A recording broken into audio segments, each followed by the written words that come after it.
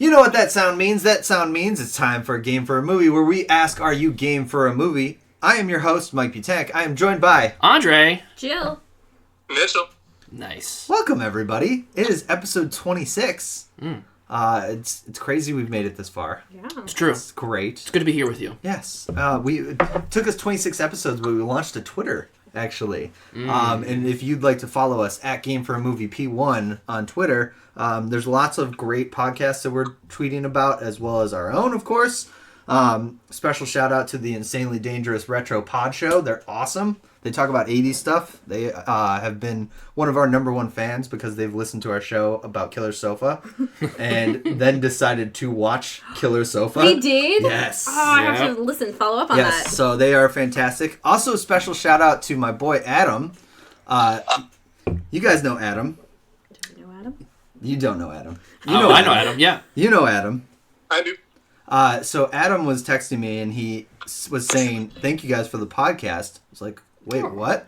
He goes, yeah, I was doing stuff around the house and I listened to 5 episodes straight. Damn. That's a lot of our voice Super in a fan. row. I could not imagine listening to 5 episodes of ours in a row. Yeah. So shout out to Adam when you hear this. What are we drinking? Ooh, right. All right, so should we just go around the table? I have the double dry hop 4-point pale ale from Trillium Brewing. Oh, nice. Yeah. What's it called? Fort Point? Fort Point. Okay, Fort Point. Yes. Nice. I am drinking, this is Mrs. Ridiculous, a sour ale brewed with grapes and aged in French oak barrels from Dogfish Head. Love Dogfish Head. Mitchell, what do you got over there? You know, because I am refusing to believe that it's winter and that it was actually snowing outside when I ran today, I wanted to get something that reminded me of summer, so I pulled out a little something hazy by Lagunitas. And it is one of my favorite summertime beers. Nice. And I'm very happy that it was still available even during December. There you go. All right. And I got a Three Floyds Barbarian Haze IPA from Three Floyds. Ooh. They are the best brewery, in my opinion. Literally one of the best. They are in Indiana, and they are delicious. So that will bring us to the actual meat of the program. Okay. Christmas meat, Christmas ham. Christmas ham. ham. Okay. Yeah. We're going to get to the Christmas movies later. But, Andre, start us off with what you watched, and I guess when you watched it. Yeah, okay, so, some preamble on this for the reasoning, right? So nothing says Christmas like Cyberpunk, right? And there's this big, huge-ass game that came out called Cyberpunk 2077. And it came out Never pretty heard of hot. it. I know. Just in case you've been living under a rock. Yeah, this game was supposed to be it was very hyped. It came out, and it's definitely not finished. Doesn't run on PS4 or Xbox One, so that's bad. But this isn't a video game podcast. This is a movie podcast. So I was left with a giant Cyberpunk-shaped hole in my heart, and so I turned to Joe, and I was like, Joe, I need to watch a Cyberpunk movie. And we kind of went down the list of like, okay, we could watch Blade Runner, we could watch Akira, we could watch Ghost in the Shell. We could watch Matrix. We could watch The Matrix. And I mean, this is the one we landed on because, like, you know, yeah, I don't know. I felt like watching some good old fashioned Cyberpunk anime. Yeah. So I'm gonna throw a challenge flag. Is Matrix cyberpunk? I don't So know. it's tough, I right? said that, I and would now not regret say I would not saying call it. that it's cyberpunk because it's so the parts that are in the future are all that's just post-apocalyptic. Right. You know what I mean? Like Yeah. it's not dudes walking around with enhanced cyber limbs or whatever. What about I agree, like the world within the world, so not the actual reality in which. So you're saying the Matrix? The inside the Matrix, specifically the club scenes. It's too modern day. You know what I mean? Like in the Matrix, the ruse is supposed to be 1999 New York City. You know what I mean? Like it's not, people aren't walking around in the future. It's not 2050 or whatever. You know. I will say that now, having watched the film we've watched, I really want to watch The Matrix again. Yes, right. So it's no secret. So we're talking about Ghost in the Shell, the 1995 OVA original video animation. This movie is like a classic. It's one of like the first 5 like whenever somebody's getting into anime, that's like one of the first 5 names you rattle off along with Akira. Neon Genesis Evangelion. Neon Genesis, yeah. It's in that kind of like level of classic anime. And this kind of provided the blueprint for most like near future cyberpunk stories. Most notably, even though it's not cyberpunk, the Wachowski siblings, they watched this movie and they were kind of they used that movie kind of as a blueprint for The Matrix. You can see a lot of similarity. Yeah. So if you're a big fan of The Matrix, highly recommend watching this movie just as kind of like seeing the progenesis of it almost. And you'll also notice that Carrie-Anne Moss looks shockingly That's true. like the main character. Like the main character, the from Major. Okay, yeah. Yes. The Major. Yeah. So I guess high level plot synopsis is that this movie takes place in a near future Tokyo, where technology has advanced to the point where we've kind of cracked the code in terms of like cybernetic enhancements. We can also transfer consciousness, like human consciousness, called ghosts in this world, to other bodies, hence Ghost in the Shell. Okay. So our main character, she is a police force major. She has a cybernetic body. So like she just has basically this whole entire, like, the opening scene is her jumping from a tower and using active camo and doing like a political assassination on somebody. Oh. This movie is as you do. right. So, I went into this movie, I watched this like probably maybe 15ish years ago because I was getting into anime and I was like, Right. oh man, I'll watch this, like thinking, oh, it's going to be action packed, like, Yeah. like robot sci-fi action. This movie is very much a slow burn and it's Okay. oddly paced, I would say. Okay. Because it's based directly off of a manga, which definitely like doesn't translate directly to like a normal 5 act structure for a film. Okay. All it is to say is that like this movie, the main things that are going for it is the visuals. It's What was absolutely that? beautiful. What's up? It's typically a 3-act structure. A lot of anime and Japanese story structure is defined as 4 typically. But anyway, you could definitely split it up into 5, but a lot of people like to say 3 in American storytelling. Okay. I just Fair watched the enough. whole thing on different story structure for Whiplash and Black Swan. Yeah. Oh. I'll share that link to that. There's nothing Lessons to from do the with anything. screenplay. Great YouTube channel to check Yeah. out. He's awesome. Anyways, where was I? Oh yeah. So I mean, yeah. The biggest thing about this movie is that it's visually extremely striking. The animation still looks great. I think I was reading up on a little bit. It's not all 2D hand animation. It did a combination of digital animation. With cell shading and stuff. I need to look into it more. But anyways, like you can obviously tell that they spent a lot of time on the mechanical designs of all of these cybernetic limbs, all of these automated machines. This world just immediately draws you in. I would say that just if you watch anything from this movie, it's either watch the opening credits scene. You can definitely see how it definitely reminds me a lot of Westworld specifically. Like Westworld definitely took a lot from. I said that last night. Yes, right. Like you immediately said, like Westworld. feels like Westworld. Yeah. And there's also one of my favorite sections of this movie is just in the middle of it where we just no plot happens. It's just a long drawn out like different cuts of Neo. I don't think it's called Neo Tokyo, but this new version of Tokyo, which they model after Hong Kong. It's this futuristic city, but it looks grungy. It's overcrowded. There's definitely, you could see a lot of classism going on with like all of these like idyllic like buildings and like shopping centers underneath or right above like all of these slums. Just a clash of cultures. It's it's very it helped kind of further the further codify the cyberpunk look that kind of Blade Runner kind of defined almost. Gotcha. Yeah. I don't know. It's hard not to like just talk in circles with this movie because it is very much, I would say, it's up its own ass a little bit. With talking about like a lot of cyberpunk fiction, it'll talk about like a lot of the themes have to do with transhumanism and what exactly constitutes the meaning of life. How do you define your own existence if we've gotten to the point where humanity no longer needs its actual flesh and blood, like where we can transfer it to all of these machines and new like. At what point does life start and end? Okay. So there's a lot of questions about that. I would say that like, narratively, this film is a lot of like I don't know. You could go for it, Jill. Yeah. So first of all, these are the lyrics that are being the IMDb note about the lyrics. I am building a cyborg or making a cyborg. Now that I've thought about it, this film, it is not the same. This is not saying these two movies are the same at all. If you've ever seen Only Lovers Left Alive, the slow burn sequences of no dialogue, just very ambient, atmospheric music, Just like letting you're marinating in the atmosphere of this world. Yeah. That's where I'm seeing the similarity. I went into this movie not knowing much about it besides the opening tower jump scene, which I would say if you are into anime or have a passing interest, you know what I'm talking about.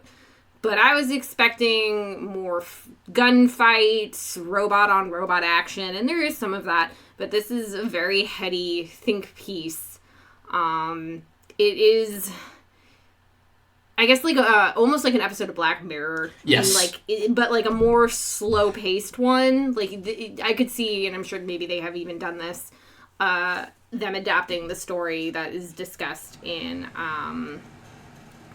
Ghost in the Shell. And while we were watching it at first, I was thinking like, oh, it's slow burn like the way that Metropolis is slow burn, but Metropolis has a bombastic ending. Yep. Like the last 20 minutes of Metropolis, everything reaches a crescendo and it ignites. Ghost in the Shell very much just ends. It just kind of it ends not with a gunfight or a blaze of glory, but with a very deep humanist conversation. Yeah. About what is life, what does it mean to be human, and what is the next chapter for some characters. Okay. Yeah, and I'm making it sound like this movie's pretty pretentious, but I don't know. It's not, though. It's not, right. Okay. This is not a pretentious film. Like, no, I'm not going to bring up Satoshi Kon into this. I'm not saying Perfect Blue is pretentious either, since a Millennium Actress is kind of pretentious, and it's the whole story about this actress's career, and they paint her as, like, the greatest thing ever. Okay.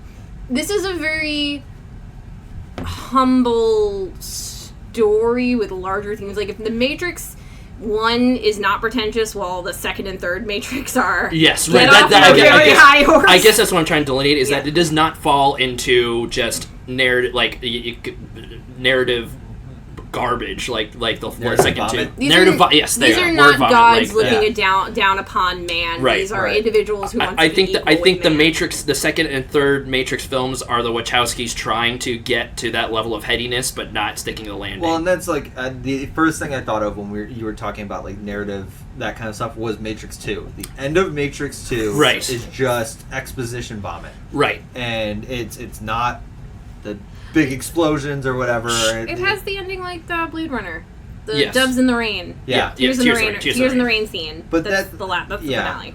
Okay. I would say that the biggest thing going against this movie is just the so we watched it dubbed. A version of the dub. A version of the dub. Well, yeah. So this was dubbed back in '95. That standards for Japanese dubs were way, way, way lower than they are now. Mm-hmm. So a lot of the voice acting is stiff, particularly around the main character. Yeah. You could say that's part of the point, but it's kind of, the line delivery is not there for me. I would say if you are at all used to watching films with subtitles, try watching this with subtitles. I mean, the only thing is that my logic was that if we watched it dubbed, we could just focus on the animation, which is a huge part of the appeal. But I mean, the nice thing about this movie is that when the animation is gorgeous, it's usually during an action scene when there's not much dialogue or the dialogue's very simple, and when they're having these long expositive conversations, it's usually with stiller shots. So gotcha. I don't think you would lose a lot by watching it with subtitles. Okay. Another thing I gotta do a shout out for, I'll wrap this up quickly, is that the sound is great. It's not the usual cyberpunk synths you would think of, like with Blade Runner. Not to say that Blade Runner sounds bad, but it's drums. It's drums. It's a lot of classical Japanese instruments, and it's the songs are few and far between. But what that means that when they show up, it feels very impactful. Nice. Yeah, I don't know. This movie's a classic for a reason. It still holds up. I would say that it's not like a super fun action sci-fi romp. If you want that kind of action-y thing, I would say watch Akira first. That's more bombastic. No, now we both want to rewatch I know, we should watch that. Yeah, anyway. It's fine. I love Akira. And I will say that if you enjoy all of Akira, but particularly not the motorcycle chase scene itself, but when you are being introduced to Neo Tokyo, and it's just the music playing, and they're doing the panning shots of the city. If you really like that, then watch Ghost in the Shell. Yep. Okay. Because Ghost in the Shell has multiple long, as Andre was saying, long cuts with no dialogue. It's just music, and you are marinating in this world. Yep. Okay. Yeah, so anyways, I'd say highly recommend it, especially if you're like me and looking for some good cyberpunk media in this day and age. Anyways, I give Ghost in the Shell 4.25 ghost hacks out of 5. 4.25. Okay. 4.25. Okay. Yes. Yep. Have we done quarter points? Have we done quarter points? I can round it up or down if you need me to. No, yeah, you just broke the mold. All right. Yeah. We're breaking new ground. 3.33333 repeating. Repeating, of course. Yeah. Yes. Okay. All right. 4.25. Joe, what would you give it? Because you've seen it too now. Yep. I would give it a solid 4. Okay. 4. That's good though. Yeah. 4 out of 5 ghost hacks. Okay. All right. Same metric. I like it. Yeah, it's a good metric. Yeah, metric. it's a good metric. I gotta say, it sounds beautiful. I've never seen it, but it sounds beautiful. Definitely watch it. Just be aware of there is a lot of nudity in it. But it's not very clinical. okay. Can we just make an aside on that? So, yeah, I don't know. Some people get turned off by it. So anyone who knows, so if all you know about Ghost in the Shell is like, oh, it's that movie with that naked lady who jumps off a tower. Yes, there is nudity. It is not in a sexualized manner. It is not really there to be tittillating. Besides the fact that yes, this is a naked woman. It is there for a reason, and it is not offensive at all. Cool. Sick. Fair. Dope. Fair. Ghost in the Shell. Good movie. You can do nudity right. Yeah, definitely. Tasteful nudity. It's just that anime has a reputation for being pretty exploitative with that stuff. So I get it. Throw it out there. Anyways. Jill, we go to you and your movie. So, moving away from adult animation, but still staying in that wheelhouse, I decided that I really wanted to watch a nice, fun animated Christmas movie, and I looked around and I actually did watch more than one animated Christmas movie. Special mention to Rise of the Guardians. But there was one in particular I really wanted to watch with Andre, which is Klaus. This is a 2019 Netflix original directed by, I just had his name in front of me, ScarJo Pablos, I believe. Okay. Pablos. It came out last year and it did actually very well. It was nominated for Best Animated Film and unfortunately lost out to Toy Story 4, which is a conversation for a different day. And it stars Jason Schwartzman, Rashida Jones, and J.K. Simmons, and it is a Santa Claus origin story. Interesting, okay. But it takes a while for our would-be Santa to show up. Right, and you had me watch this blind. Like, you're like, do you know anything about this movie? I'm like, I know it's a Christmas movie, and that's it. Yeah, I had Andre go into it blind. So the story setup is that it's maybe the 1800s, sometime in the 1800s. They never drop a date. And it's a story of a postman in training named Jesper. He's the son of the Grand Postmaster. He is a lazy slacker who is very entitled. And his dad, to teach his son a lesson, is, okay, we're gonna graduate you right out of the academy, and we're gonna give you an assignment. You have 1 year to mail 6,000 letters, and if you do that, you can come home and be with your silk sheets. Okay. And you never have to work again. Silk sheets. Okay. Jesper is very fond of his silk sheets. Okay. It comes up multiple times. So he is shipped off to, they're based on a real spot in, I think, Greenland, Iceland? Far up Iceland, somewhere in the far up Middle north. of bumfuck nowhere, Iceland. Bumfuck north. Oh, yeah, Greenland, I think, yeah. I don't know. Named Smearensburg. And it is... Is there ice or no ice? There's lots of ice. So Greenland. It's Greenland. Yes. That's why I was like, it's Greenland. Yeah. It's probably Greenland. So they go up. So it goes to Smearensburg. It is a torn apart town with their own version of the Hatfields and McCoys. Okay. And he's doomed. He's not going to mail 6,000 letters. Yeah, there is no hope. These people don't talk to each other. They fight with each other. Yeah, okay. The local school teacher has turned her school into a fish shop where she is hacking and slashing up fish. She wants to get out. The locals are creepy. There's some fun children that are constantly shoving sharp things into not so sharp things. Like the snowman and the carrot. Well, yeah. Okay. So Jesper's like, what am I going to do? And then one day, shortly after he arrives, a kid throws something out, a letter out the window, a drawing falls out the window, and he gets this brilliant idea that, the kid can have him mail the letter to the child, so then he can start getting his letters going. The kid's not quite getting it. Okay. And through some circumstances, Jesper ends up in the middle of the woods because he hasn't hit up one remaining house, and he loses the kid's drawing. And a couple days later, this woodsman, big burly guy, shows up with a toy for the kid. So Jesper has to do... Yep, wonder who this could be. Dude, and I will say they make a good job making him seem intimidating because he is literally the woodsman with an axe. Like, it's like, shit. Is this voiced by J.K. Simmons? This is voiced by J.K. Simmons. Yeah, more so. I can put it... Okay. Yeah, so this is J.K. Simmons. He shows up with a toy for the kid, and he's like... He doesn't say anything, actually. His dialogue kicks in maybe 20 minutes after he's introduced. Yeah, right. It's a while for him to say something. So he shows up, and Jesper's like, well, I guess this has to get delivered. And thus the legend of Santa Claus kind of starts to come together. The kid gets a toy, tells his cousins, they're not friends, his cousins, and suddenly all the kids realize that if they give the mailman a letter, they'll get a toy. And the mailman's like, aha! I'm gonna be like a drug dealer now. You wanna send a letter? You just need a stamp. First one's free. Yeah. And he goes back to the woodsman whose name is Klaus. And he's like, we can bring good to the world. You saw the smile on this kid's face. And I will say the moment where Klaus sees the first child playing with the toy he's been given, it's a very powerful moment. He doesn't say anything. He's just staring into the window at the joy on this child's face. Nice.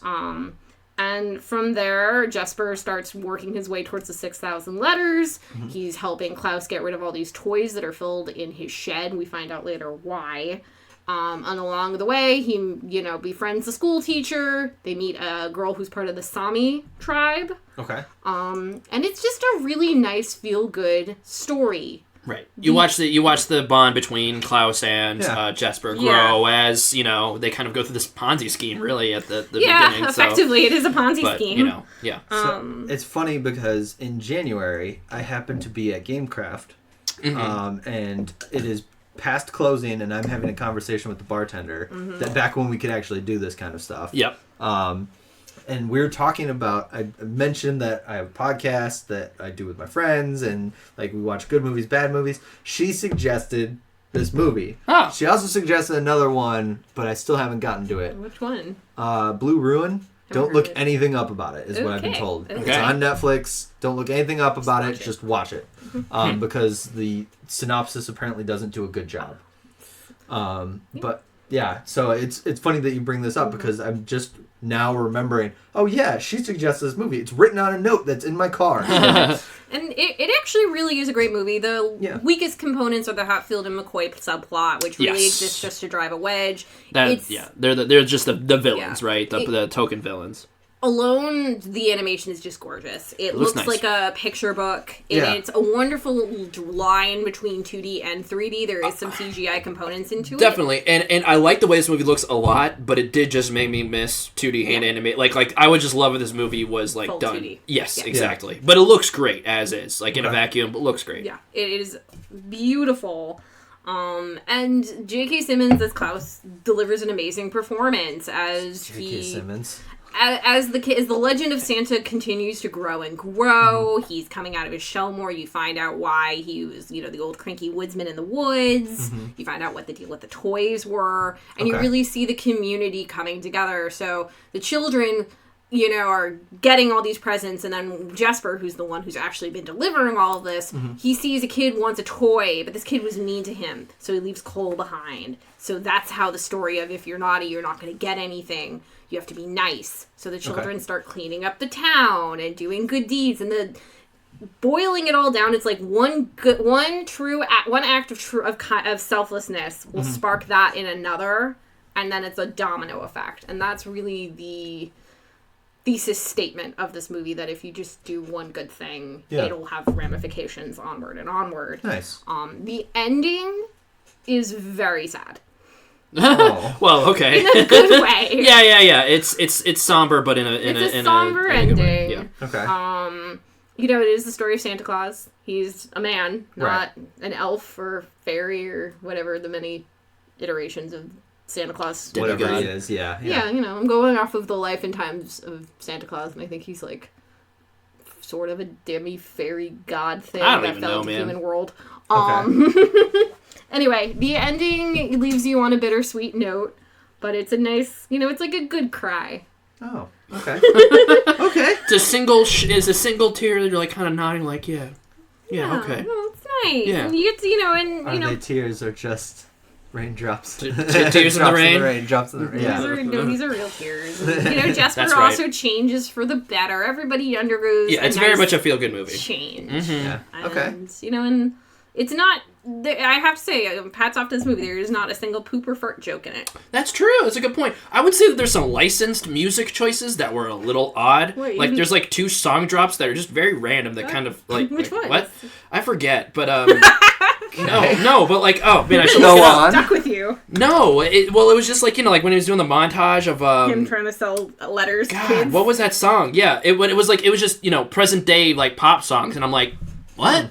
You've got How Do You Like Me Now? How Do You Like Me Now was in there. Yeah, How Do You Like Me Now shows up, which I love that song. It's a fun song. Great. But also they just kind of put that in there, and this movie was very much like it's the whole vibe is it like taking place like in early late mid 1800s somewhere. So it's supposed to be a period piece at that point or whatever. Yeah. So it's just like, oh, okay, Yeah, I guess we're just doing that. We can't call this a movie out of time per se, because they put enough things in there to be like, I can figure out when this probably existed. Yeah. And the thing is that Christmas actually is a thing in this world, but there is no legend of Santa. So it's just like giving presents. Yeah, it's just Jesus' birthday, like Jesus' birthday. It's just they never drop the J word. They never drop the J word. They never drop the J word. They never drop the J word. Yeah. My only complaint with this movie is the Sami tribe, and it's not that they're handled without care. It's they kind of take on the role of the elves. Okay. Right, it's a little weird. It's a little weird. So there's this adorable Sami girl who shows up, and Jesper learns to communicate with her to figure out what she wants. What she wants is a toy boat she can sail on the ice with her father. And it's very touching because it's the first present that he delivers with just as good as that he made it himself, and it was not to get another letter sent. It was to give a gift to another person, bring them joy. Yeah. So that was like a very cool moment. Mm-hmm. But then like she brings her whole Sami tribe over to Klaus's wooden house, and like they just like Klaus just kind of semi-adopts them or something. Oh. Like they all just move in, and then like that's the explanation for like the elf workers, right? Interesting. And it's kind of a weird dynamic. Like it There's feels never a conversation where like the head of the tribe and Klaus like look at each other and shake hands and be like, yes, let's do this like they together. just show up and they're just down to make toys, and it's like kind of weird. It's a found family. You're about to do labor. Good luck. Yeah, right. I mean, Klaus is also a toy maker, but yeah, it's still. They're leaning into the found family, but it's just kind of silly. It's a little glossed over. It's a little glossed over, and as a result, feels a little weird. A little weird. Fair. Anyways. But overall, feel good movie. Love that it exists. I love that it's 2D. It looks 2D. Yeah. Even though it's not fully 2D, I highly recommend it if you enjoy feel-good Christmas movies, especially ones that don't talk down to their audience. This is not a stupid, dumb Christmas film. This film is for all ages, and it has a lot of heart. Nice. So, what would you give it final rating then? I would give it 4.5 out of 5 mailed letters with a stamp bought for a penny. Okay. Stamp bought for a penny. I would give it 3.75. I'm going to go with the 7.5. You go with the quarter points. I am going with the quarter points.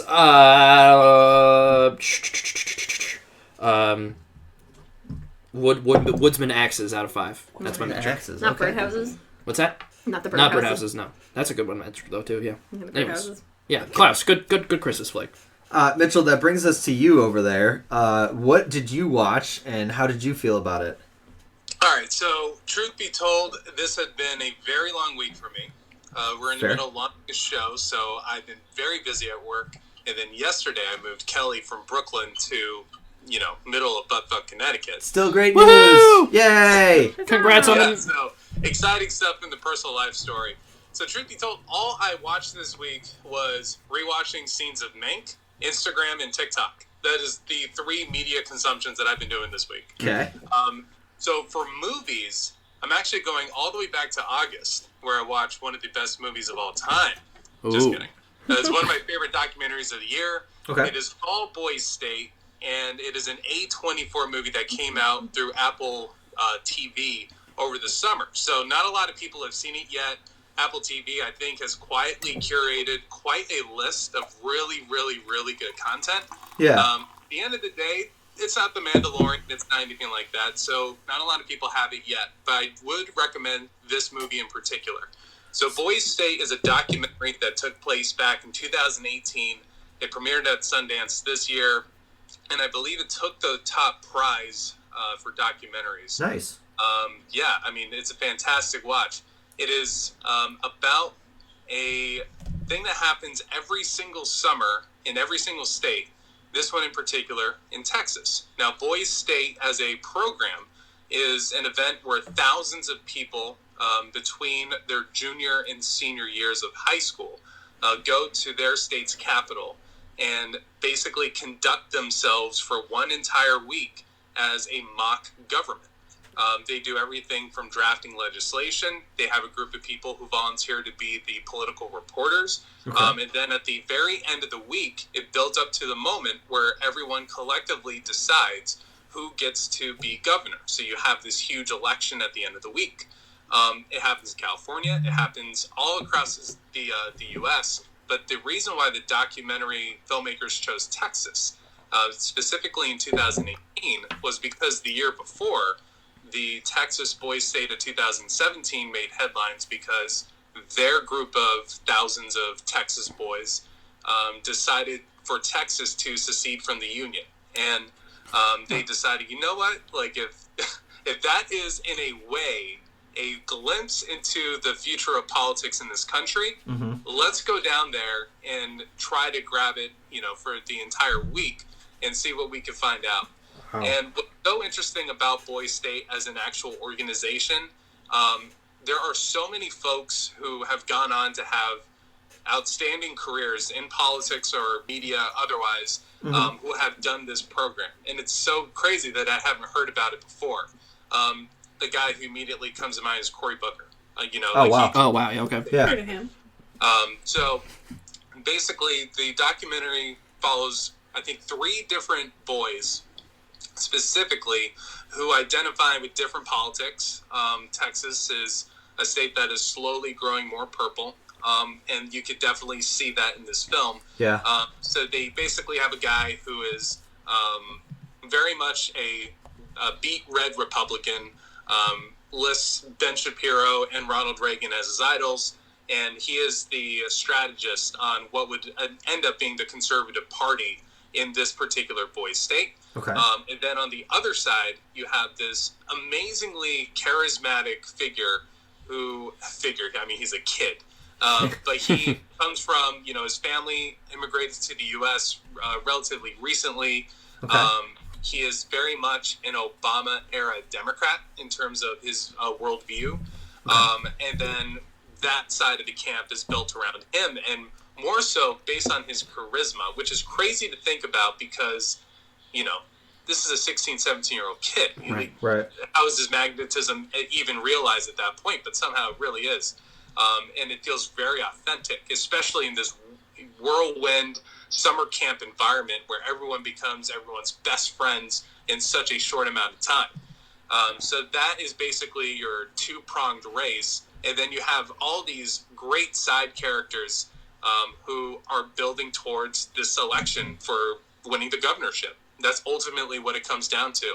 It's very competitive. You can feel the male testosterone on both sides. Right. And also, you definitely get an amazing glimpse at young people realizing how politics are actually played. So there's this one kid who joins the party on what ends up being the more liberal party. So basically, they set up 2 camps.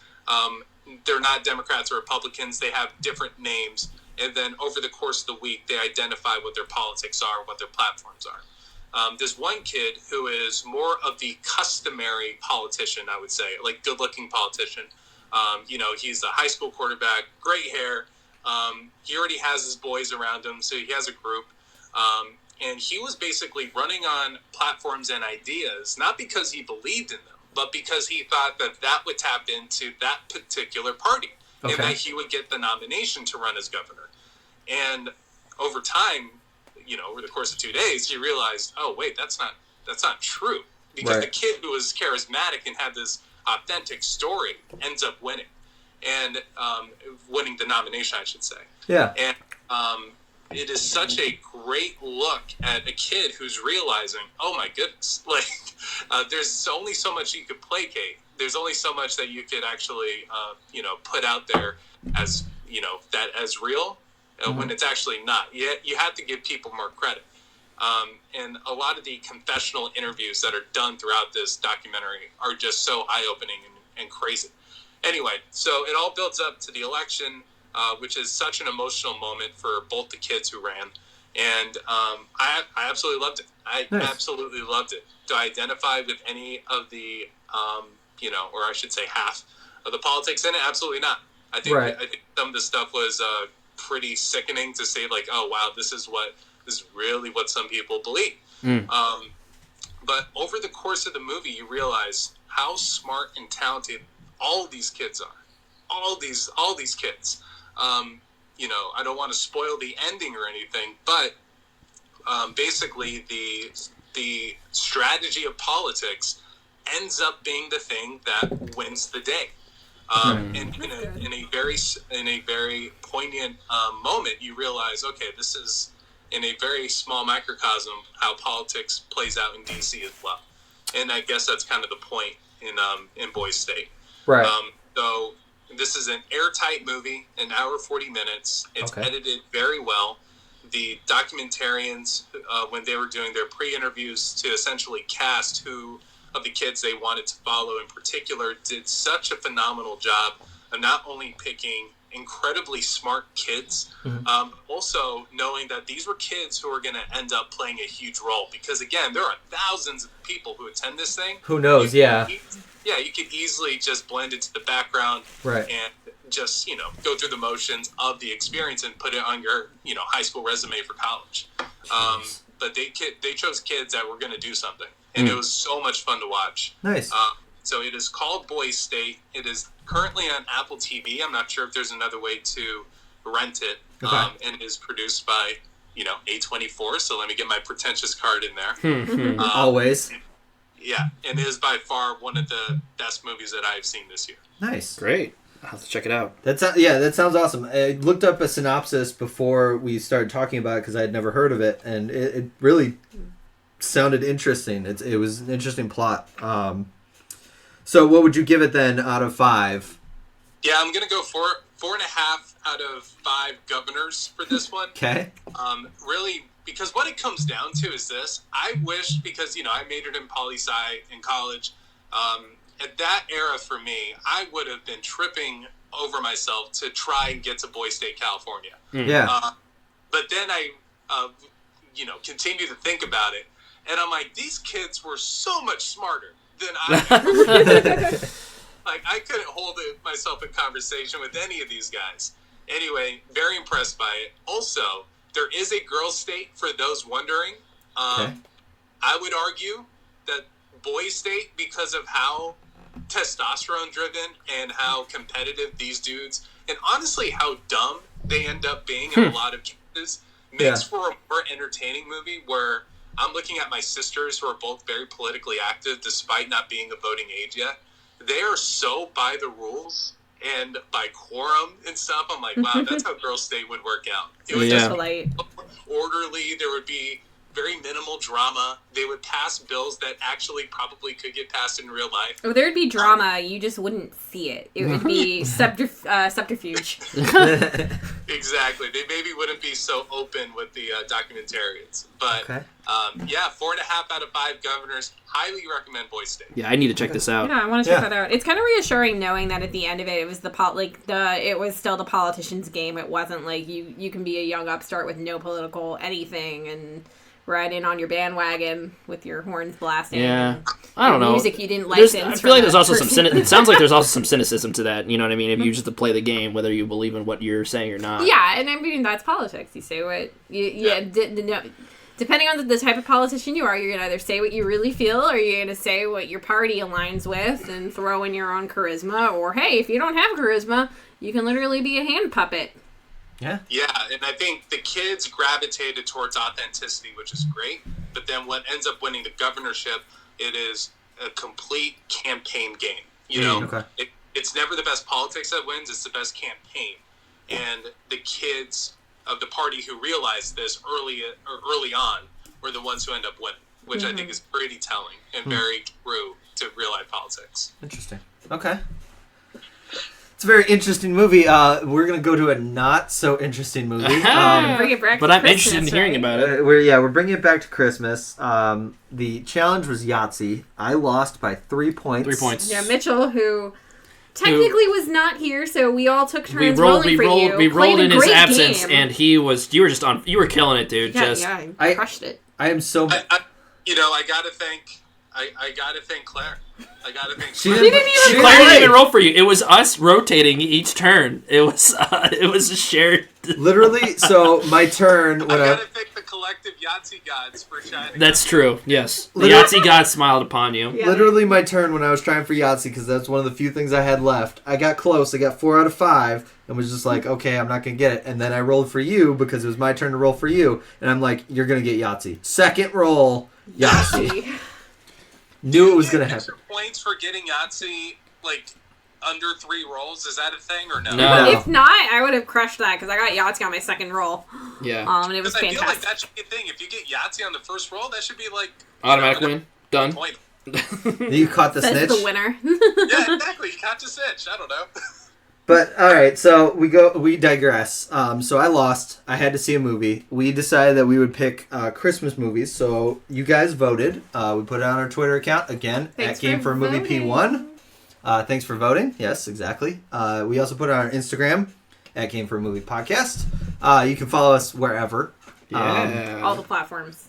The choice that it really came down to was between Santa Claus Conquers the Martians and Jack Frost. And Jack Frost won. So we're going to talk about Jack Frost. Yep. Which one is this? Is this the family-friendly 1990s This one? is not the Michael Keaton family-friendly one. That's what it is. Oh, Yeah. okay. This is not that. All right. It's sad that I knew it was Michael Keaton even before. I knew it was a Batman. Yeah. I couldn't remember which Batman it was. Oh yeah, so it was Michael Keaton for that one. Can you imagine Christian Bale and Jack Frost? Can you imagine George Clooney? Jesus. Anyway, sorry.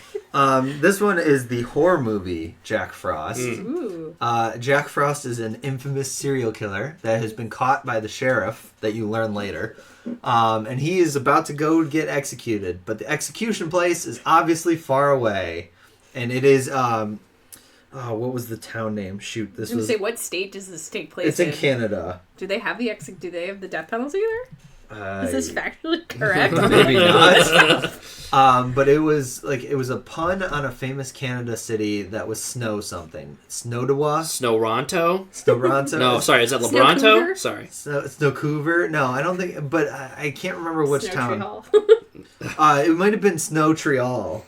Ew, that's the worst one of Yeah. what we came up with. Shut up! No, great stuff. The name of the thing. Okay. So we start with Jack Frost is in a prison transport. He has a guard watching him in the back, and then there's 2 driving.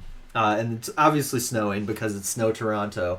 Or whatever the town name was, because I can't remember. But it's snowing all the time. The 2 guards are just like, is everything okay back there? And Jack Frost literally is smoking a cigarette, stomping on the neck of the guard. And killing him. Snowminton. Snowminton, that's it. It's Edmonton with Snowminton. Yep. Also, Canada does not have the death penalty, so...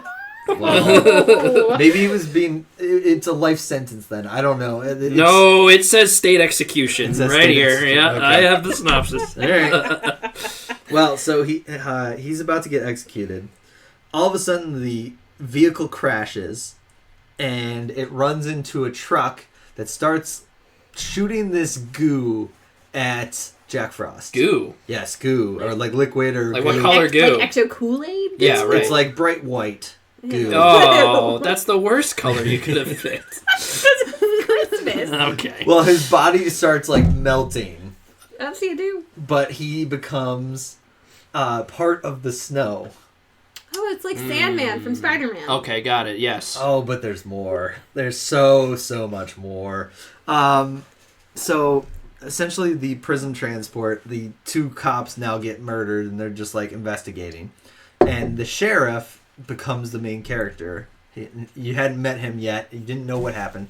He like stumbled across him. He's definition like bumbling sheriff. Oh, no. Because it's just small town. No murders ever happened here. But it would just so happen to have Jack Frost. Turdy. Exactly. He ended up catching him by accident almost. Like catching him mid-act killing somebody. So they catch him. That's what starts it. Blah, blah, blah, whatever. Jack Frost has sent him letters from his prison cell saying, no matter what, I'm gonna get you. And so he's like having flashbacks and freaking out because he doesn't know if his wife and kid are gonna be killed by Jack Frost. So he learns that he never made it to execution, but he wasn't around when the prison vehicle crashed, so they just assume he's dead. All of a sudden, people start dying in his town. The small town where no one ever dies. The small town where no one ever dies. And so Oh, they're just no. like, it's gotta be Jack Frost. Not in He's Snowminton. back. Yeah, not in Snowminton. Not in sleepy Snowminton. But like the first body to show up is like a guy that's sitting in a rocking chair that's frozen to death. Wow. And everybody's just like, well, he could have just froze. It's like a commentary on life right there. So wait. He kills people by freezing them? No, he has different ways of killing different people. Okay. He's got it. he's like a Swiss Army knife. Multi-purpose Jack Frost. We'll get into some of the fun ones. Okay, yes, I'm Don't sure. worry. Okay, yeah, sorry. Getting ahead of There myself. better be puns. Are there puns in this? Oh, We were in fucking Snowminton. I bet there's puns. That's one pun. Okay. every Snowman Jack Frost line is a pun. So Oh. Arnold Schwarzenegger as Yes, Mr. Freeze right. with blush. Yes, It's whoever time wrote to it, kick some ice. it's ice to meet you. Yeah, like yeah. it's Okay. there's no way out. Oh, my it's God. bad. Um, Yay. so my main problem with this movie is the line delivery. I don't care about Jack Frost's line delivery because it's supposed to be like cheesy one-liners. Fine. Don't care. Whatever. It's the rest of the people because they have two moods. It's either nonchalant or hysterical. And it's different kinds of hysterical, but it's hysterical. So like there's a part where they get stuck without the keys to open the window because the window is locked. And so the woman's just like, oh no, it's locked. And literally 5 seconds later, where are your keys? And it's like over the top. It's two lines back to back. Okay. And like it's literally just nonchalant or hysterical. That is the line delivery. And So you're Always. saying the direction could have been a little bit stronger. I God. need to make a gif of your... There's Yeah, right. Arms flailing. So like the first one that happens, obviously the freeze guy. Jack Frost wants to get revenge on the sheriff. He goes to the sheriff's house and kills somebody else first before he actually kills the sheriff. And he had so many opportunities where they didn't know he was a snowman, where they could kill the sheriff, be done, go on, move on. So the villain's name was Jack Frost before... Yes. Okay. Yes, it was Jack Frost before he became a snowman. And what does he look like? Paint a picture with your words. Of the human or the snowman? The snow-human hybrid. No, it's a snowman. Like, it's 100% a snowman. And it doesn't have a face at first, but the sheriff's kid puts on a carrot nose and the black eyes and everything like that. Oh, okay. Aw, But jolly. it's not... Yeah, it's not good. So literally, there's, like, parts where he shoots icicles out of his hands. Ooh. But the issue also with it is obviously a model because it does not move. Okay. So, like, when he shoots the icicles, they'll put this arm a little forward, Oh no. and this arm... So moves. it's like stop motion without the in between frames, basically. Exactly. Okay. Did they make a little pew pew? They did not. It was just like... pew. But there's that. He froze some girl that's in a bathtub. Because... Water? Because Yep. murder. Okay. Yeah, because murder. Okay. Yeah. Right. So why is Jack Frost? Why is he murderer why is he he's a murdering killer. people? Because he's a serial killer. That's it. That's it? He's just an evil human being. Okay. Snowman. Okay, got He it. gets his snowballs off. by Yeah. He's killed, like, nice. 30 Okay, you're really people. happy with that one, aren't you? All right, cool. I don't pun well, okay? No, it was great fun. He killed like 30 people while a human. Okay, got it. So he's just looking to add on to the body count of Yes. his career. Okay, I guess that makes sense. Sure. There's all these different people that are a part of this. They have 2 agents come from the FBI. They're not really FBI. One of them is really a scientist who's excited because his experiment worked. His experiment was transferring the soul of someone to a different Wow. being. So this is like Ghost in the Shell, A bro. little bit. Whoa. Yeah. It's funny you brought this up. Circle. But he's like, oh my god, his soul lived on. We were just trying to bring memories back. But he remembers who he was, and now he's a snowman. Because Olaf said water has memory. Yes. He can melt himself on command and then reshape himself so he Like can Alex get through Mack. doors and stuff. That's pretty cool. The only thing that he can only be killed when he's in a snowman form. Naturally. Okay. And I think the best part is they realize they can like melt him. So they get him stuck in like a furnace. Is there like a big revelation scene? Like, yeah. He's weak to fire because Yeah. he's made of fucking snow. Oh, yes. It's like this girl grabs a hairdryer and shoots him with the hairdryer, and he starts like melting, and they're like, "Oh, get him in the furnace!" What? And they blow hairdryers at him that they just have on hand. That's genius. So- Who would have thought?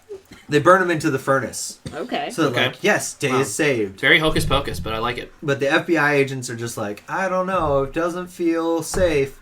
And all of a sudden, the furnace starts leaking, and then Jack Frost is back, and he kills the agent, and then he, like the scientist, he just like forces himself down the mouth of the scientist. What? Oh. Like melted into the mouth of the scientist. Yeah. So the scientist walks out towards the sheriff, and he's just like... Oh, is it like a Men in Black kind of thing? Like where he's like in like the alien that's inhabiting the farmer's body? Yeah, a little bit, but Okay. like he's like got this growth in his neck, and it's like obvious that there's something wrong with him. And the sheriff's just like, "You okay?" Oh, fuck it. And then he jumps out of the body. The body falls over, and it's Jack Frost. Oh no! How does it end? With Well, a cliffhanger? It ends a little bit, yes. It ends when so the sheriff's son gives him this trail mix because he's like, "Dad's gonna be hungry." Okay. And the dad somehow like grabs the trail mix, but then throws it at him, and it starts to melt the snowman. Because of the salt? No, the kid put antifreeze in the in the trail mix because he was afraid his dad would get cold, and so he didn't want him to freeze. Oh my god, the kid could have killed his dad! What? Yeah, his What? dad would have fucking died. Oh, So my then they realize, God. though, because his head's like half melted off, antifreeze. That's the answer. That's literally how they come. Oh, that's Maybe so... this movie's one big commercial for antifreeze. I hope not. What? 'Cause they didn't No, use there's product no way placement. they would have said like, oh yeah, let's have this movie depict a character attempting to put antifreeze in food. Innocently putting it in food. That's So- no, it's not good. The sheriff has the store owner go to the store to pick up all the antifreeze he can and fill the truck bed. Okay, with it. it's weird that it took that series of events to realize that antifreeze could also help. Did you not get the part where they realized that heat can Right, kill that's the what I'm saying. snowman? Like I feel like okay. Remember, I told you the main character, blundering sheriff. Okay, fair enough. Like probably barely passed through police academy. This dude doesn't play enough. This dude doesn't play. got the job because he was just the right person at the right time. This dude doesn't play enough Pokemon. I mean, seriously, everyone knows Fire beats Ice. I think he plays Pokemon. Well, Yeah, I so- mean, this probably takes place. This was made like what 97 or whatever. I don't know. Yeah, I so don't before even know. Pokemon. So we'll go on a break. So the sheriff's like, "All right, I'm going to distract him. You get the antifreeze in the truck bed, and I'll meet you back at this point in 5 minutes." Yeah, that doesn't happen. It's 6 minutes, but so he's like freaking out. But Jack Frost like pins him against the wall and has like an icicle in his side, and like it's going through him, and you're just like, "Oh no!" And he goes, "Hey Jack, take this," and he like tackles him through a window into the truck bed with the antifreeze, and it's just like sheriff on top of Jack Frost like drowning him in antifreeze. Jesus. Okay. And yeah, Weird question. How bloody is this movie? So the icicle was in his Pretty side. bloody. Like, was Yeah. it like? it's not like Yeah, but like you know, there's a lot of. there's there's some gore. This is like a Okay. sea horror film. Yeah, there's some gore. There's like one where he kills this woman by making her a Christmas tree.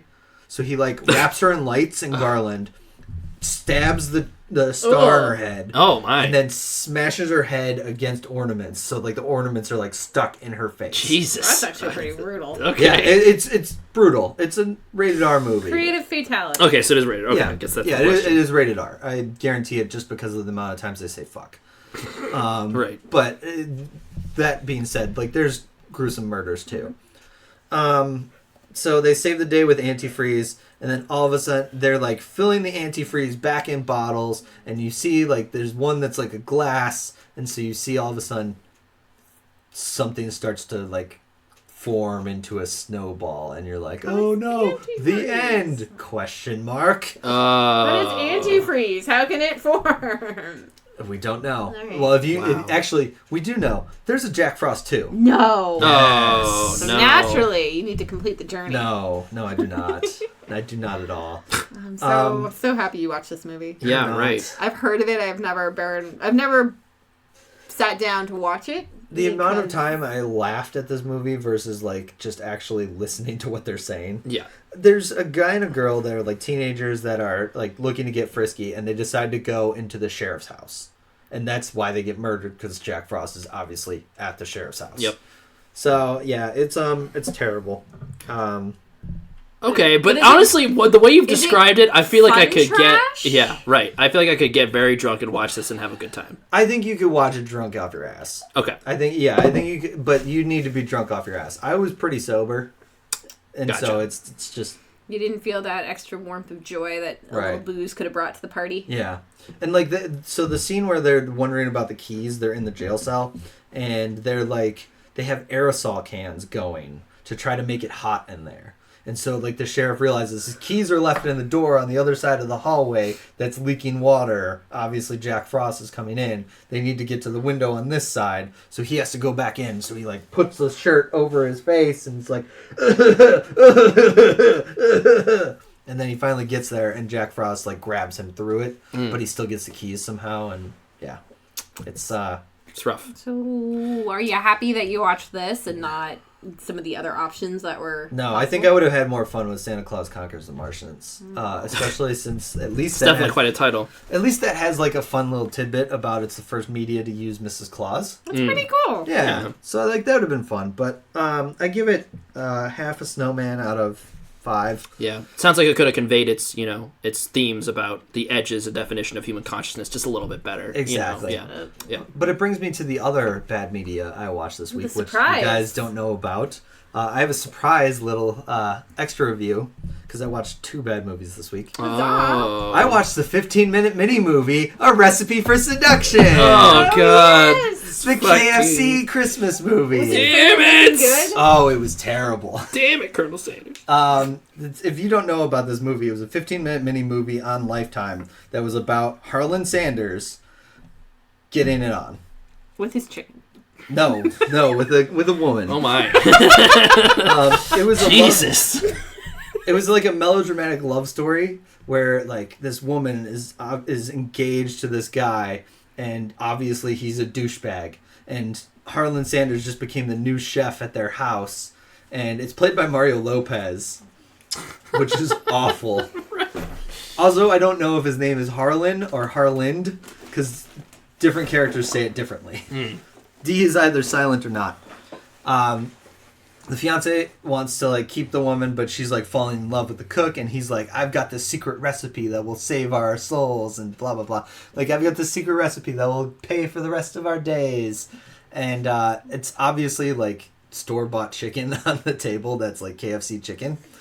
But like the mom's planning against her. It's terrible. It's awful. 0 out of 5 chicken recipes. What was Wow, the worst? bummer. Like, do you remember like any bad lines in particular? So I think it's not a bad line, but it's actually kind of funny. The like evil douche calls him a crouton. Oh, He's like, don't Okay. call me a crouton. And, like, it's terrible. Gotta put them in but my that back one made- pocket. Yeah. that one made me laugh. you crouton. I think Yeah, I might no. call somebody a crouton. Yeah, right. Yeah, I feel like I'm just going to use that on somebody at some point. You dried piece of bread. You. Yeah, Yeah, right. exactly. So don't call me a crouton. But yeah, that got 0 A stars. little Or bundle of 0. empty calories. Do you Dude, think there'll be a sequel, like part 2 of the story? I think enough KFC's people fucking watched. marketing. So I think off enough the people wall. watched it. Yeah, I Yeah. do. And especially because it's on the internet for free. Like, their views are just going up and up. Are they? probably. God damn it! Because I'm just kind of upset that this is working. Because Like, who Yeah. doesn't love trash? Yeah, 50 Shades of but- Grey can attest to this. Yeah. Trash. This sells. was- this is kind of like back when Burger King made those those like Xbox video games or whatever, like Sneak King or whatever. Yeah, you Sneak know, King. like Yeah, they were Breakfast like King. Breakfast King, Sneak. Yeah, right. What was the other king? I forget what it was, but whatever. There's a bunch of Xbox Lurking. games that you got. It was a free disc you got if you ordered a meal there or something. I will say, so, at the end of the day, it just took itself way too seriously. And that is not what I thought I would hear. I thought, especially with Mario, no offense to Mario Lopez, he seems like a pretty, like, self-aware humor guy. If they had more lines like the crouton line, it'd be fine. But the thing is, like, way too seriously. It's like, you can't marry him, or you can't leave with the colonel. He doesn't have money. He has money. He can prepare you for life. And meanwhile, dude's having an affair with the mom. Ew. Whoa. Yeah, it goes way over the edge. No offense to women who go be with younger men, but... Fine. Decorum. Don't try to make them marry your daughter. Like, that's... I don't care if you're having an affair with a younger man. Is she rooting for the marriage to work out, too? It's kind of strange. That is very strange. It's weird. It's very weird. So finger licking not good. Finger licking not good. Wow, nice one. Thank you. Got him. Yeah. Yeah, it's... Zing. Yeah. Yeah, it's... 15 minutes of your life you will never get back. I want those 15 minutes back. You're pulling double duty on watching the two bad movies. Did it make you want to go get KFC? Right. No. No? Oh. No, and you're talking to the guy that saw Super Size Me and went to McDonald's afterwards. Like, You felt inspired Wow. by the journey. yeah, exactly. Like, I've seen Super Size Me and then went to McDonald's. I did not watch this and say I wanted KFC. Mostly because there's only one real instance of the chicken, and it's at the very beginning. The very beginning when they announce he's the new chef, he's made a chicken dinner, and then the rest of the way is just, I've got a secret recipe for success. That's it. And it's not like bringing up chicken. But, yeah. All right, we're going to go now, since it's a special holiday edition of this episode. Holiday news. That's right. We are going to do our top 5 holiday movies. Okay. Each of us will go around the room, and we'll make fun of the rest for what they choose. Wow, damn. Well, yeah, Damn. so Andre, you're on the clock. Oh, shit, it's me? All right, cool. I scrambled this together at the last second because I only have a very select few childhood movies that I super love, so I'll just do these in no particular order. Honestly, Rudolph the Red-Nosed Reindeer, the classic. It's 45 minutes long, so I don't know if it counts as a full... That counts. Yeah, do you think it counts? Yeah, it counts. Cool, Yeah. all right. Great. It's a movie. It's not like a TV show. Right, it's not like a series, but This is very not formative in my childhood. Rugrats Babies in Toyland. It's true. Yeah. Right. Yeah. It's a great Rugrats Rudolph the Red-Nosed special. Reindeer, classic, right? Okay. Untouchable in my Is opinion. it? What order are you going in? Or is there This is no random. particular- This is just no random, particular order. except for one clear winner, and I'll say that at the end, I guess. Okay. Everything else is at the same level. How about that? Keep it going. How the Grinch Stole Christmas. I mean, I know we have this Animated or live action? animated. What You the need fuck? to clarify. No, I love Benedict Cumberbatch's performance so much. Okay, but you still need to clarify. There's Yes, also it's Jim true. Carrey. Oh, that's true. I mean, okay, I would take Jim Carrey over Cumberbatch. I haven't seen the Cumberbatch movie, actually. I can't really say that. It's But- passable. But I mean, like the original animated, you know, Yeah. My brain didn't die while watching it, so it's passable. come on. My eyes rolled. Yeah, How the Grinch Stole. How the Grinch Stole. I think it's on other people's He was lists. an here. outcast Yeah, by yeah. his own choice versus like Yeah, the exactly. Grinch was actually like hated. on. Yes, right. Just as an aside, Benedict Cumberbatch Grinch, not a great movie. However, it is way better than Minions. Ooh. Oh God. Okay. Minion. All right. I sidebar. I hate the Minions. I fucking hate Minions so much. They suck. Me too. Anyways. Anyway. The minions are not for you guys. They are for children. But then why do 40-year-old moms use them in Facebook memes? For their children! I don't understand. Fucking wacky. There's a big valley. It's like it comes back again when you're in your 60s. Banana. I feel I am the man-child watching kids' animated movies in my late 20s. I feel like, well, whatever. It's I mean, you're right. I'm No, Mitchell's right. They're not for me. But Yeah, they're not for me either, and yet I would much rather watch God knows how many Land Before Time movies, including Yes. all the ones Yeah, that but came those were after. more for you. Not the ones after a certain point. After a certain point, sure. I'm but- talking like 9. okay, I thought we were talking about Christmas I movies. bet there's a Land Before Time Christmas special. I bet there is. I bet Probably. there is. They're not gonna call it that. They're gonna call it like the white cold day. The Day of Life. No, the day of cold air. Because that's what they call everything. Yeah. We have gone way off the rails. Anyways, so what did I get through so far? I got Rudolph, How the Grinch Stole Christmas, classics, Animated. and then I'm gonna be that guy and say Die Hard is a Christmas movie, It is a and Christmas it's a lot of movie. fun. I mean, like whether you believe it or not, I've watched it countless times during Christmas time. I saw it in theaters at my local indie theater for my hometown. That was a lot of fun. Nice. A movie to watch like that I can just watch countless times. It's so good. And then probably my favorite of like I would say quote unquote modern Christmas movie is Elf. And I know how that feel. I know how some people never feel about that, but honestly, like one of the more recent like movies that I feel like was like early 2000s, something like that. Mid 2000s, 2003, between 2003. I gotta tell you, when I was in high school, so that was 2005 to 2009. My senior year, right before like winter finals, we had a week of nothing in choir and or whatever science I took. There was a day where everything was done before we went to winter break. And in 6 of my 8 classes, we watched Elf as far as we could go. Ugh. Whoa, that's not good. Elf sucks. So you watch it. So hold on. You watched this Elf as far as you could go, as in you started it over from the beginning again every time? Every single time. Well, I feel like if you did that for any movie, it would be terrible. You've never had a substitute, or it's just like, all right, today we're going to watch Osmosis Jones, and you always stop at the worst case of that was I watched the beginning of Stand and Deliver 3 times in one day. Sorry, I shouldn't laugh at Stand and Deliver. Yeah, no, I watched the beginning of that, like, so. And I watched Elf 6 times and stopped at the same spot. And, oh my God. God. What spot did you stop at, personally? It was probably... What, 23 minutes in or something like? Well, 40 minutes, whatever. 48 minutes. It was 40 minutes in, so that was probably the snowball fight, maybe? Oh, Jesus. Okay. Yeah, maybe the snowball fight. I've never watched Elf more than once in a day, so maybe I can't comment on the quality of partial repeat viewings, but I don't know. I would never... It's so annoying. Yes. Holy shit. Okay. But the funny thing is, like, I'll quote, like, bye, Andre. Hope you find your dad. Yeah, you said that to me. That's right. I thought you would be on my side directly because of that. I literally thought, like, oh, Mike probably likes this movie, even though Jill hates it. It's fine. I hate it. Like, just make it clear. I do not despise Elf's existence. It's just if someone's like, we're going to watch a Christmas movie, this is going to be a day where they get some boozy eggnog, we'll pop some popcorn, I need to be have some very hot cocoa. drunk. Okay. It won't be Elf. To be clear, that is not the movie that I would suggest in that scenario. The movie I would suggest is A Christmas Story. That is my favorite Christmas movie. And I have now seen this movie. Far and away. I've seen it. The Christmas Story is pretty phenomenal. I make a point to watch it every Christmas Eve. Yeah. I think that is just, to me, I mean, I grew up with it, obviously, and to me it's just the perfect distillation of the anticipation and excitement over getting a specific present for Christmas and that kind of childhood, boyhood wonder about that. Okay. I can watch that movie over and over and over and over and over again. Fills me with joy every time. Nice. That brings us to Jill. All right. So mine is kind of a bit of a freestyle. I know what my my number 1 is, so I'm going to start with 5, but please be aware that only the last one is really, like, the best, in my opinion. Okay. So, number 5, The Family Man with Nicolas Cage. This is a 2000 film. It is about a guy who gets to see the life he could have had he gone a different direction in his life. It is a very good performance from Nicolas Cage. He, you see him at the beginning as being this rich, larger-than-life guy.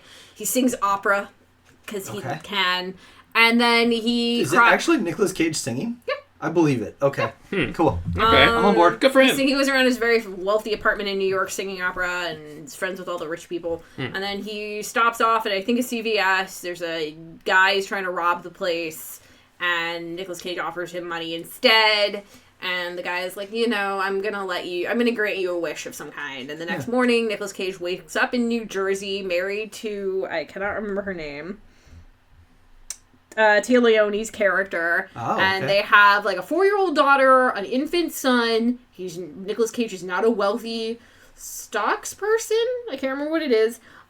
He is just a local family guy. And he spends half the movie trying to get his life back because he doesn't know how to do it. And then halfway through, he starts to realize, like, the life that he could have had isn't so bad. And it's just really... It's a nice progression of the character, and Nicolas Cage is just wacky enough that it really works, where you feel those, like, intense longing for the posh life, but then when he's finally getting comfortable with the life he is now living, he's really enjoying it. Okay. And I like the way that it has a really good ending. He does wake up in his normal life again, towards the end. And he has a chance encounter with Tia Leone's character, and they reminisce about the life they could have had, and they kind of leave it on a not ambiguous note, but they meet up, and the film ends with them talking. Oh, nice. So maybe the life that they had could happen. Yeah. Number 4 is gonna be White Christmas. This is a kind of a me and my mom film. My mom does not love anything Christmas related, but she loves this movie. Bing Cosby, Danny Kaye, George Clooney's Rosemary Clooney. There we go. Yeah. And then I can't remember the other lady, but she's a fantastic dancer. I love musicals from the 40s into the early 50s, and then I kind of stopped loving them into the mid 60s, and then I really love them in the 70s. But this is just a great musical. The dancing is absolutely fantastic. Some of the songs are absolutely memorable besides White Christmas. And the story is just nice. Bing Cosby and Danny Kaye are two former guys from World War II who start a song and dance act. They become rather famous. They find out that their old general has a cabin up in Vermont, so they decide to go see him, but he's kind of fallen on hard times. So they're like, let's move the show from New York, and we'll put on a benefit in a way for the general, and we'll invite all the guys from the old battalion, and it'll be great. The general finds out, and he misunderstands. He's like, I don't want your pity. Mm-hmm. So it's a show within a show going on. You've got Rosemary Clooney and her sister also up there. They're a vaudeville act, and they get roped into this, and it's really nice. And it's a fun little movie. Yeah, it's a fun little movie. If you have parents or grandparents who want to watch something, but you don't want to show them something obnoxious like Elf. Oh my God! White Christmas. It's a fun movie. Jesus, that dancing Christ! Is what you do. And yes, I know I've invoked the ire of the internet by saying I think Elf is obnoxious. That was 4. Man. Number 3. Let me look at my past thing. Number 3 is going to be Santa Claus is Coming to Town. Another Rankin Bass. Yep. Stop motion animation. Fred Astaire as the singing postman and the narrator. It's fantastic. You have Mickey Rooney as Santa Claus. Mm-hmm. You got catchy songs like One Foot in Front of the Other. Santa Claus is Coming to Town. It's great. Love it. Yeah. 2, The Holiday. Gotta have a holiday rom-com. I love this movie. Oh, you know what? Holiday. This is the only one on probably everyone's list that has a mention to Hanukkah. Yeah, it's true. Yeah, there's some Hanukkah in there. Yeah. Uh-huh. For those who are not familiar with it, it is Cameron Diaz and Kate Winslet. These two women have been had a rough time with love, so they decide to trade homes, doing a kind of an Airbnb situation. So Kate Winslet goes to California and lives in Cameron Diaz's house. She's a movie trailer producer. Cameron Diaz goes to this quaint little cottage in the outskirts of, I think, Surrey is where they are. Okay. Takes over Kate Winslet's life. And they both meet men, and, Cameron Diaz falls for Kate Winslet's brother, played by Jude Law. Kate Winslet strikes up a really great, positive friendship with Jack Black's character, Miles, who's a soundtrack composer. Jack Black. And they both kind of rediscover their agency, discover love can be a good thing when it's reciprocated and it's a positive, healthy relationship. There's a really great, sweet side plot with Kate Winslet and a old school Hollywood movie director or movie writer. It's great. Soundtrack is amazing. I think it's Hans Zimmer or James Horner. It's Hans Zimmer. It's Hans Zimmer. It's like, I was taken aback when Hans Zimmer's name showed up at the beginning. It does not sound like a Hans... It's a Nancy Meyer special, so go into it expecting impeccable kitchens and homes that actually feel real. Yep. Okay. Great movie. So that was 3, right? Sure. That was 2. That was 2. Yeah. Number 1 has to be Muppets Christmas Carol. Muppets. Besides the fact that I just love my Muppets. Michael Caine. Michael Caine. Really brings it. He's great. Yes. I don't like when people say that. Michael Caine delivers an Oscar-worthy and Tony-worthy performance as Ebenezer Scrooge. He's famously has been quoted telling Brian Henson, who directed the film, I'm not going to do anything Muppety. I'm going to play it straight as it is part of the Shakespeare Company. Nice. And he absolutely does. The way that they tell the story is one of the... I've seen breakdowns of, like, different, let's compare all the Christmas Carol stories. It's actually considered to be one of the more faithful interpretations of it because of just having the medium to play around with how the ghosts look. Like, all of the ghosts are Muppets. Marley. Yeah. Whoa! Gotta have them in there. I love that. That's one of my favorites. And of course they had to have Fozzie be Fozziewig. Yes. Fozziewig. Couldn't pass that one up. God, that's too perfect. Yep. And it's a great story. There is a song that was cut out, and I believe they're bringing it back. So if you grew up with the VHS version, there is a song "When Love Is Gone" that doesn't exist in the Disney Plus version, I believe. If you have the anniversary DVD, like I do, there's a full screen and a widescreen, and you only can see the song in the full screen. Interesting. But it's absolutely great. Jim Henson, unfortunately, had already passed on when this film was created, so Steve Whitmore, I believe, is the voice of Kermit. He does a great job, and it fills me with joy every year. I can watch this movie until the day I die. I will never be sick of it. I probably could quote half the film at this point. And it's just, it is a classic. I feel like everybody has their own version of A Christmas Carol that they gravitate towards. For me, it is The Muppets Christmas Carol. Nice. Mitchell? Yeah, buddy. So with me, I'll say this. Like, if Basic Bitch had a Christmas movies list, this would be it. I'm not going to lie. Here we go. Is the holiday on there? I forgot your nickname was Basic Bitch. The holiday is not on there, but I'll say this. So I have 4 that are pretty basic. And then the 5th, I'm throwing a curveball for the sake of the fact that I'm going third. And I want to liven this up a little bit in terms of conversation of what is defined as a movie. Uh-oh. So, what is defined as a movie? Well, just for the sake of this podcast, with HBO Max throwing all the Warner Brother movies on there, I'm of the belief that we are living in a world where streaming is going to be the thing that defines how media is made.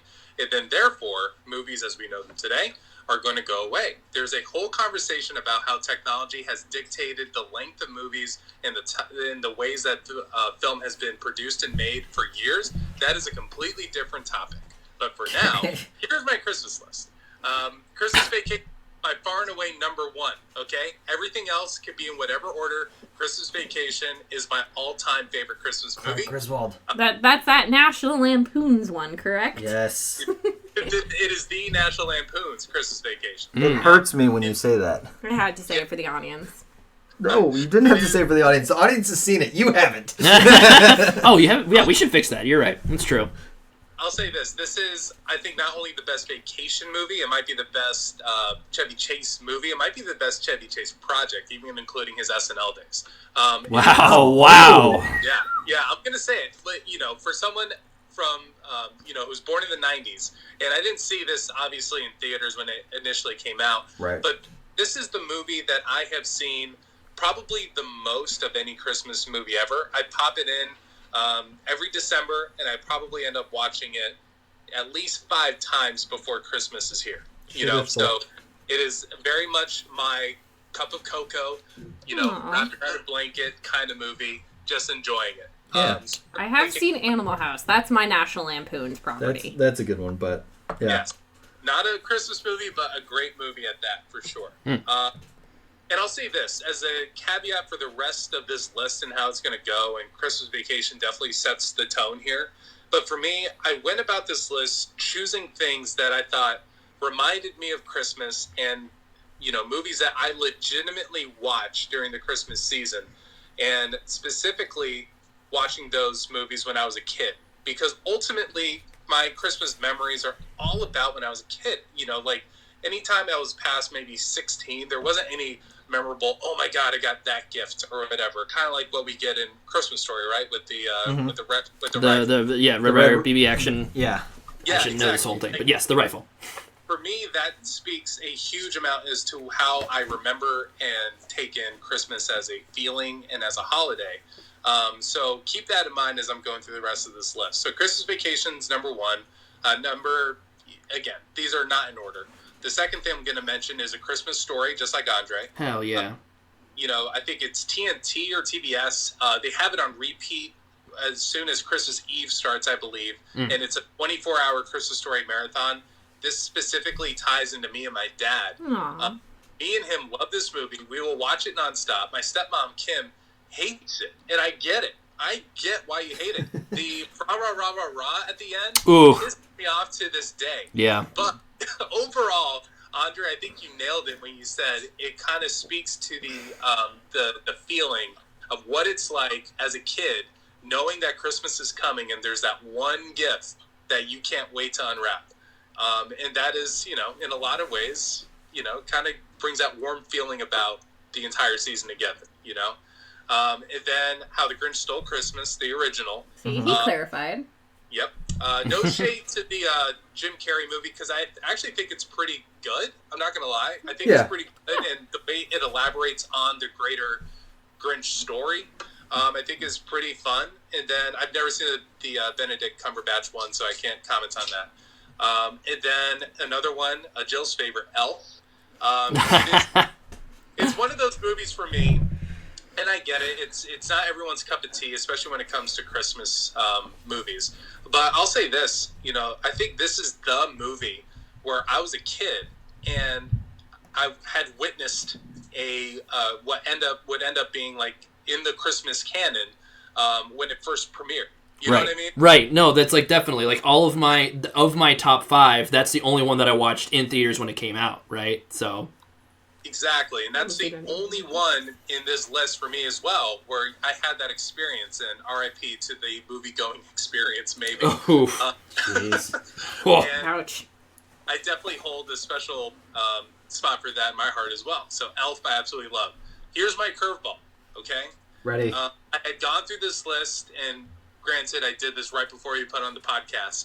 I was going through lots of different websites, had like their top 50 Christmas movies just to get some ideas, and I was scrolling past movies that I legitimately love, and some I would even put within my top 10 the year it came out. So Kiss Kiss Bang Bang, one website categorized Little Women as a Christmas movie. No. Okay. No.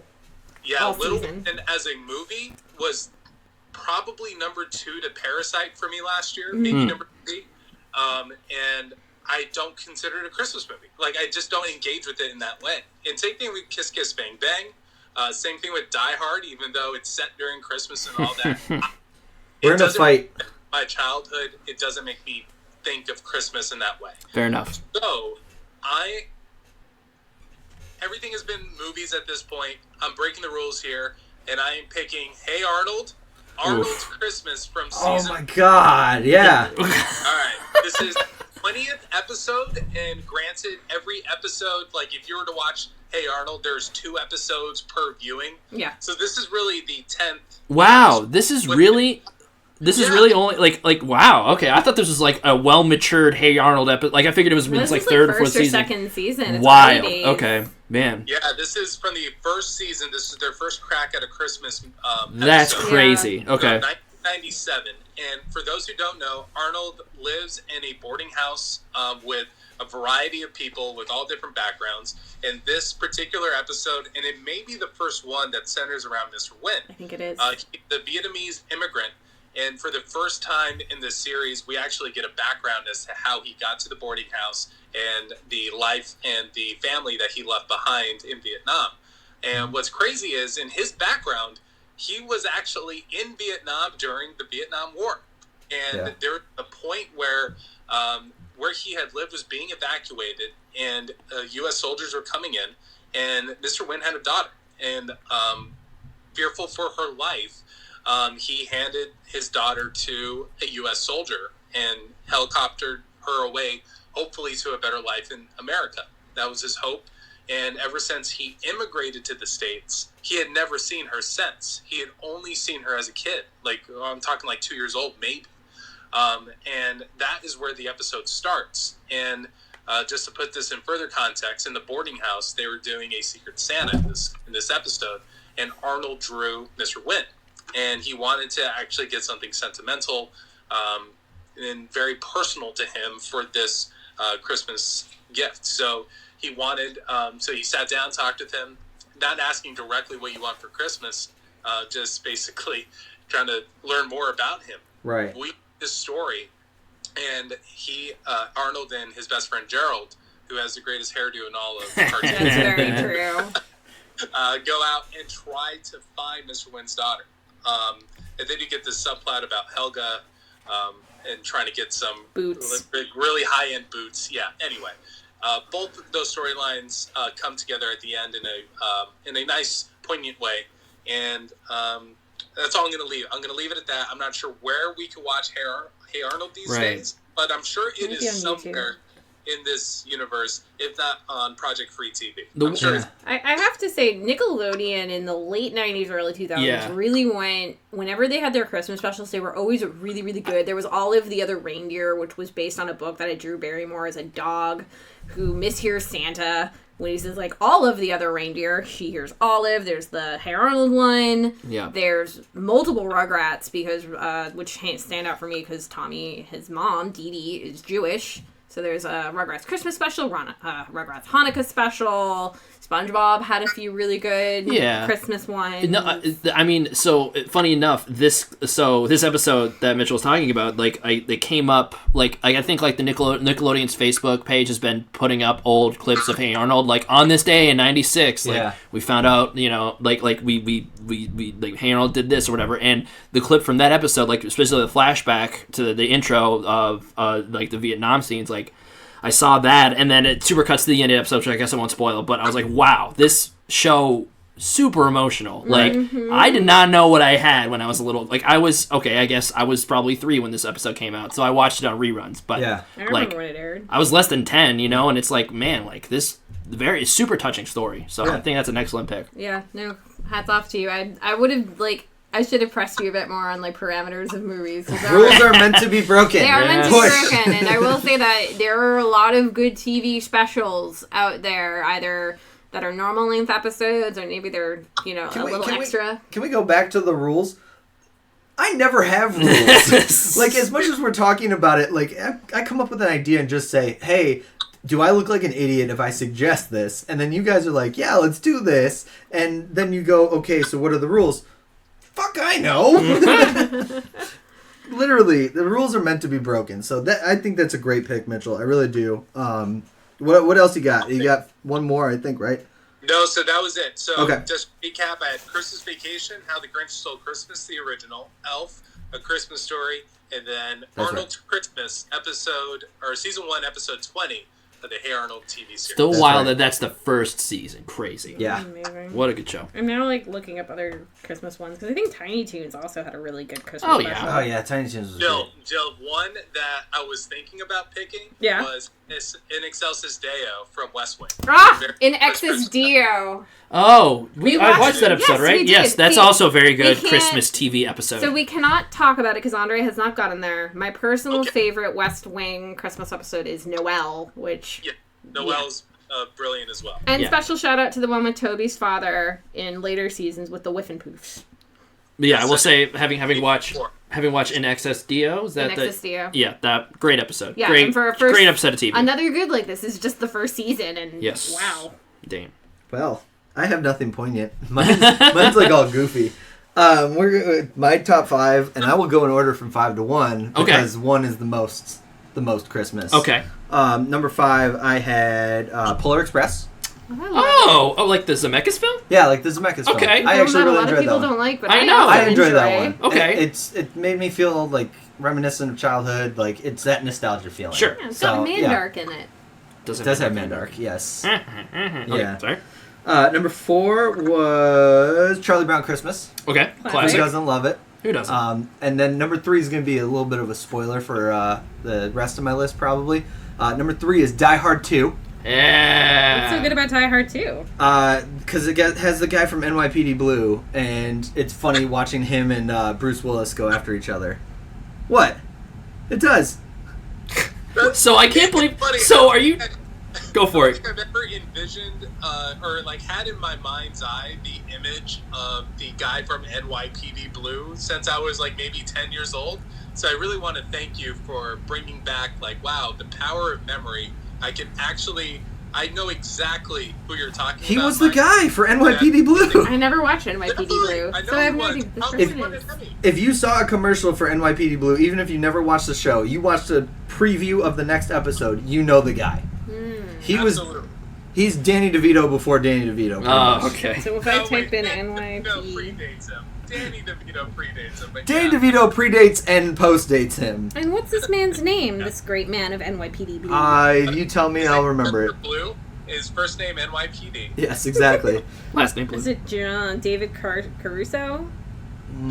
Dennis Franz. Wow, Dennis Franz is, I think, the winner. Wow, he does look like Danny DeVito. Holy shit. Yeah, click Dennis Franz. I think Dennis that's Franz. him. Yeah. Yeah, that's him. Okay, Yeah, Dennis so Wait, Die Hard that 2. guy. I love the fact that, yes, it's probably spoiled that you have 2 diehards on this. Oh, 100%. So did your name secretly Jake Peralta?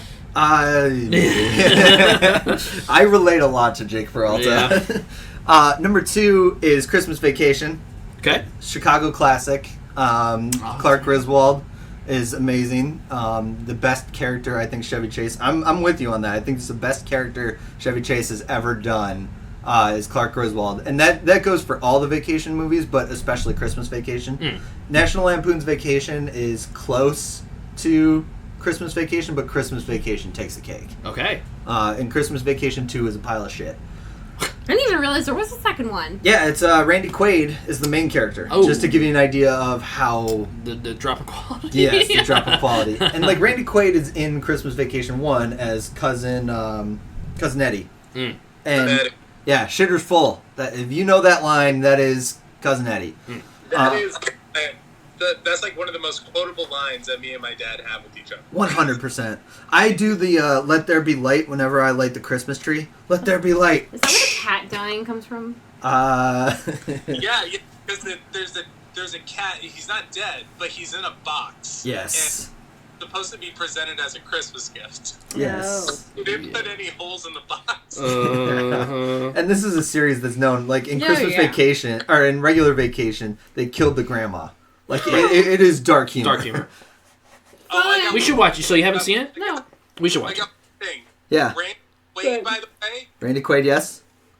he is an Oscar nominee. For what? God. Yeah, what What do did you he get got? nominated? Back in 1974, he earned a Best Actor in a Supporting Role nomination for The Last Detail. I've never seen I've it. never seen it. Yeah. Never heard of it? But I looked it up on IMDb, and oh my god, he has an Oscar nomination. Wow. Good for Randy. Yeah. Good for him. And that brings us to our final one, which I'm guessing you guys all can guess. Say it with me. Die Hard! Bart. Paul Paul Blart Mall Paul Blart Mall Cop? That guy. Does that even does that even take place during Christmas?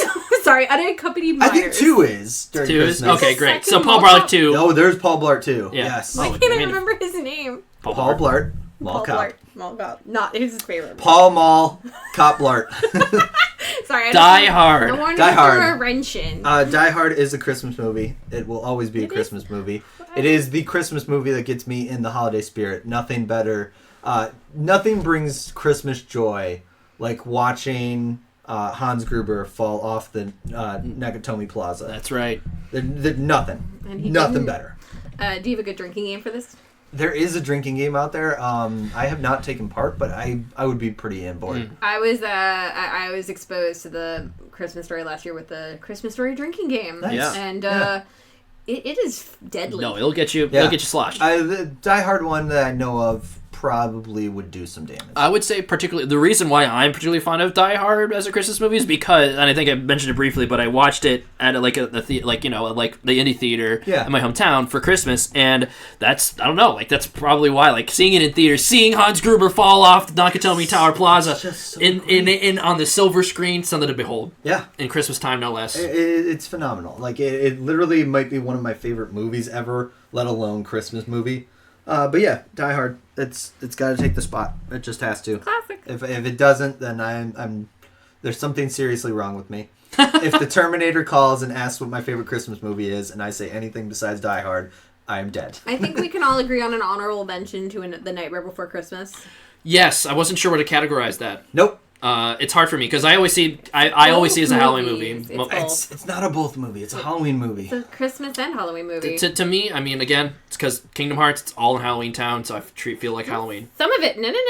I know. Kingdom Hearts 3, you go to Christmas Town. Thank you. But KH1, it's all Halloween Town. Yes, it is all all Halloween That's Town. why it's both. So, as a pod, how are we voting? Because I know this is something we put out on Twitter. So we put it out on Twitter, and there's 2 different polls out there. The Twitter poll has both as the leader in the clubhouse. The Instagram poll, because I could only put 2 choices, I put Halloween or Christmas, and Halloween took the cake. Oh, there you go. So, Wow. yeah, All right. it's both according to if we give them 4 choices, which is Halloween, Christmas, both or neither. How about 3 three choices: Christmas, Halloween, both. No. It can be neither. There's people that have voted neither. It's just a movie. But yeah, so... Listeners, if you have thoughts and opinions on where Yeah. The Nightmare Before Christmas falls in the holiday calendar, please write, comment, and subscribe while you're doing so. We have a Linktree website. Linktree is, honestly, this is the best thing. It's a free little service.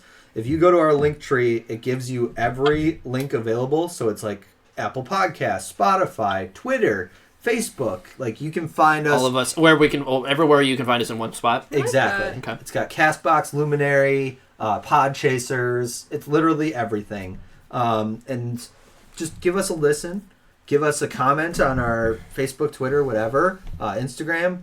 Yeah, you guys have been phenomenal. We're really glad that you've been listening, especially to this holiday-themed episode, it seems like. Yeah, we have some fun things planned for 2021. Because I think that's the next time we're going to have an episode. Most likely, yeah. I mean, if we're hanging out on New Year's and we get bored and we're like, let's just watch a movie, I'm sure I can dredge something up from this brain of bad things to watch. Oh, we can definitely make something happen. I've got plenty of options, too. Like, Sweet. yeah, we can make this happen. But I'll bring my recording equipment just in case we decide to. But thank you guys for listening. So that'll do it for Game for a Movie, where we ask, are you game for a movie? I've been your host, Mike. Andre? Jill. Mitchell. Thank you guys very much for listening. Are you game for a movie? Die Hard is a Christmas movie, you bastard!